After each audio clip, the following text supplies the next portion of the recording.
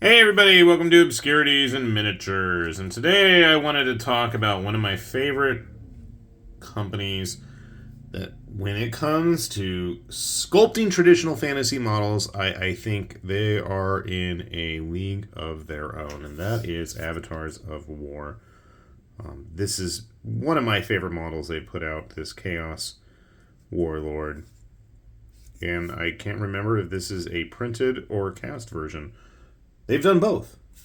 But that's not what I wanted to focus on today. I actually wanted to talk about some of their new Goblin assassins. So they've done modular everything at this point, for traditional fantasy armies. I think if you want anything printed, you name it, they've done it at this point, I think, outside of maybe like Empire type stuff. But I think if you want Empire, you probably know where to go, like Last Sword or people like that. So I thought these goblins just had a whole lot of charm. I love the fact that like this guy, he's standing on like a broken knight helmet. They don't really look.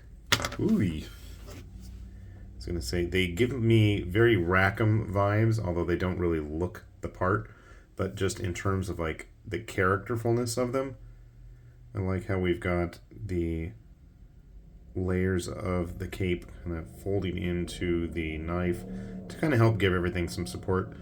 This was a single cast piece too, which is always kind of cool to see. And it seems appropriately sized. One of his more ninja-like friends here. You guys know I'm a sucker for ninja-type samurai models. Doesn't matter what species, race, type, genre. I'll print them and I'll paint them. Should have grabbed some rats for them to hang out with. And then this guy, I thought, really fun one. You can see his little ninja stars or something hanging there off his belt. Still not sure if that's... I think that's a string that's supposed to be looped around on his sack there. I don't think that's a leftover support. No, right there is. Like, I thought I got everything. Nope. Just really fun sculpts. I think they're going to pair well with like some of the crazy Artisan Guild Assassin goblins as well. This is just a fun model. He can be the boss. They can all hang out together, I guess.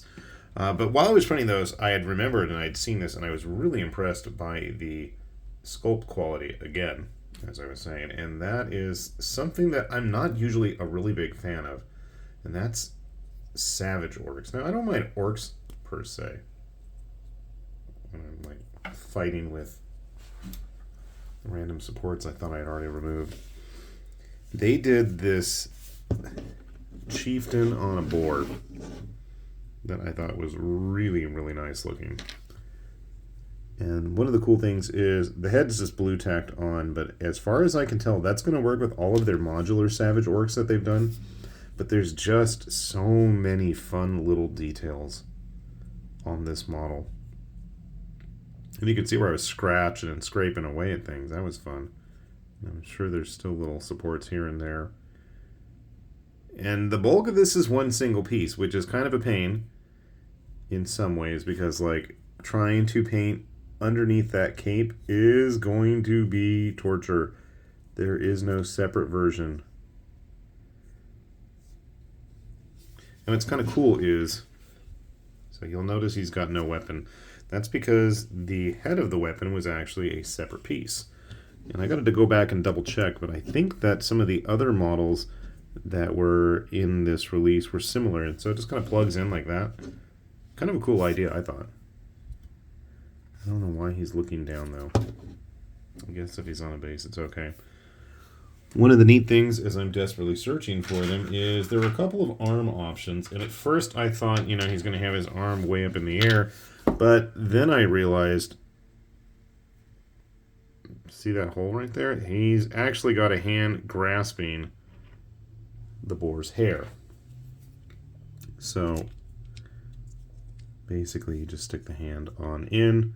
I don't feel like fighting with those ball joints at the moment, which I feel are kind of pointless because, you know, you've already got this hand attached. I want to say there might have been a version of the file that did not have that hand there. I could be wrong. And then it, you know, you could just go all in and have one of the other arms from the Savage Orc lineup. But they also had a couple other options, like a bladed hand. And again, you can just plug that in. There was a shield option. A bit too lizard manish looking for me. Maybe he stole it from one, I don't know. So a couple of little options, but just the board itself and the rider are quite nice, and I think they're going to complement the wide range of interesting models that we've already seen from Avatars of War. I just really like these goblins. So I was using this video as an excuse to show them off, and, you know, that's half the fun of this channel, is I get to focus on and point out the things that I enjoy, and hopefully others will as well. So if you haven't had a chance, do check out their stuff. We'll have a link down below as always. And one of the nice things is, I know at least if you're in their neck of the woods, Avatars of War, I believe, are in Spain.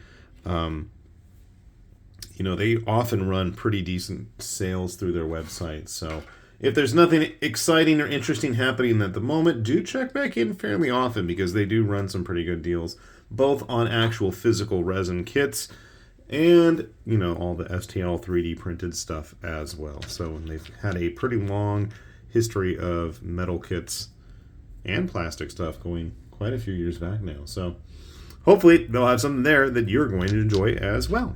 So with that said, this has been High Lord Tamberlane with Obscurities and Miniatures, saying thanks for watching, and we will see you back here soon. Bye-bye.